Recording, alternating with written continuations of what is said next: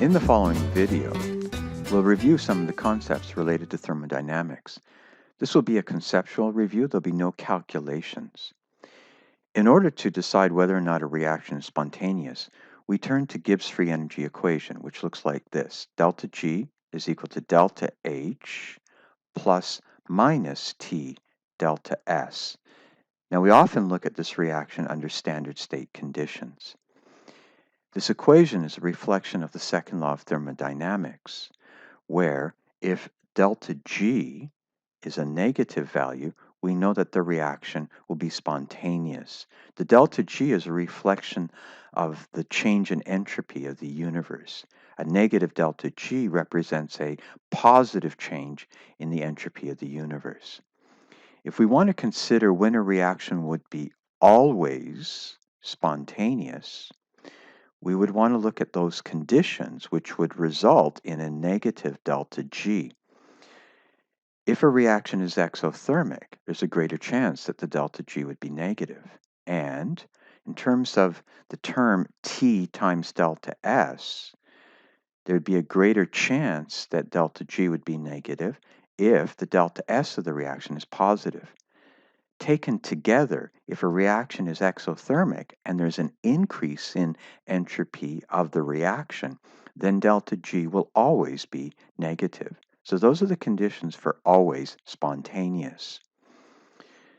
Now we can look at various processes and make comments about the delta G and the delta S. To be consistent with our Gibbs free energy equation, we'll consider these delta H's and delta S's under standard state. I'll remind you that standard state is 1 molar for aqueous solutions, 1 bar pressure for gaseous systems, and a temperature of 25 degrees Celsius or 298 Kelvin. Although that's a little bit slippery, we can look at temperatures outside of 25 degrees Celsius.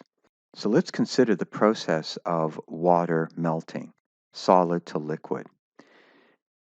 Now in the solid phase, the intermolecular forces are holding together the water molecules.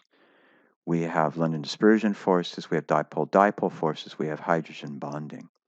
Some of these forces need to be broken in order to have a phase change from solid to liquid.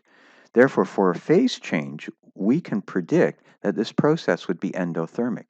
In a sense, there's only one thing happening. Forces are being broken.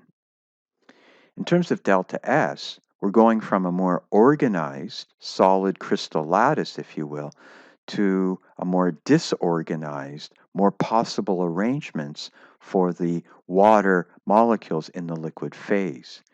Therefore, I would expect an increase in entropy in this process. Going back to Gibbs free energy equation, you can see that the only way that this process could be spontaneous is if the delta S term outweighs the delta H term. If we think about under what conditions this might happen, so I'm just going to write as a title here, spontaneous. In order for delta S to override delta H, this would have to happen at higher temperatures. Now, of course, the exact temperature would depend on the particular process. In this case, we know that this process is spontaneous when we're at temperatures above 0 degrees Celsius. At temperatures below 0 degrees Celsius, solid water will remain frozen. Now let's look at the process of gaseous water condensing to liquid water. Now, this process actually involves a release in energy as heat, if you will. The delta H is negative. This is an exothermic process. If you're not certain about that, think about the reverse process. Going from liquid water to gaseous water, again, involves breaking intermolecular forces. And going from gaseous water to liquid water, intermolecular forces are formed and energy is released, as I say, as heat. We can also make a comment about the delta S.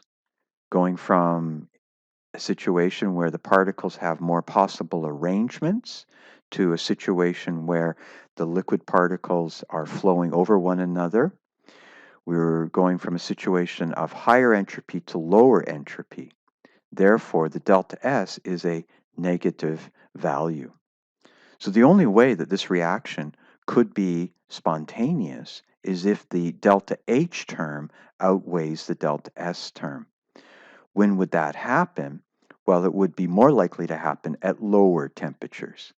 And as you know, this condensation process would be spontaneous at 1 bar pressure at temperatures below essentially 100 degrees Celsius, or slightly less, given that we're talking about bar. So we can make predictions about these various processes and how they'll influence the delta G, because we can make comments about both the delta H and the delta S. We would say in the going from solid to liquid that that would be an entropy-driven process in order for the reaction to be spontaneous. Whereas in the second case, going from gaseous water to liquid water, that would be an enthalpy-driven process. Now let's look at the third reaction.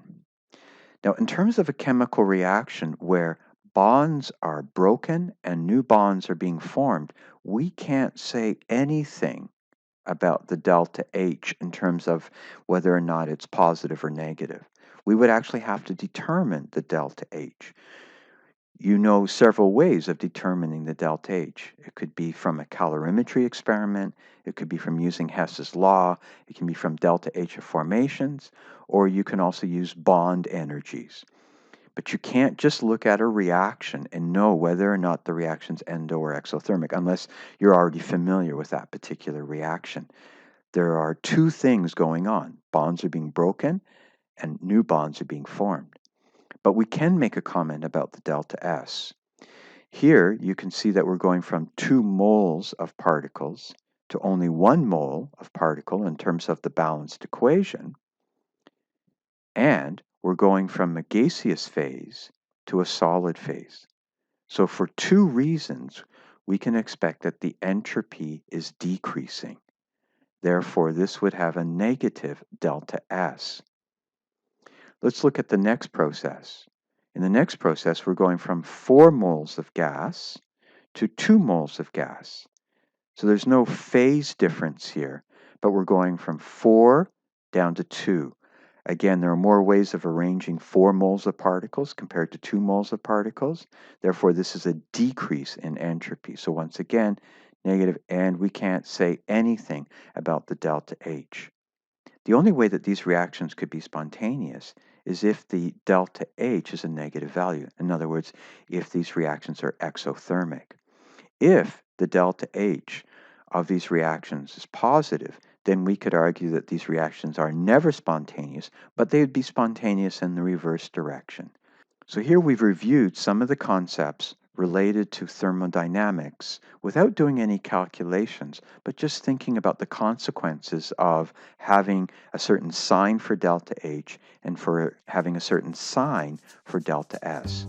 I hope you have found this review to be helpful.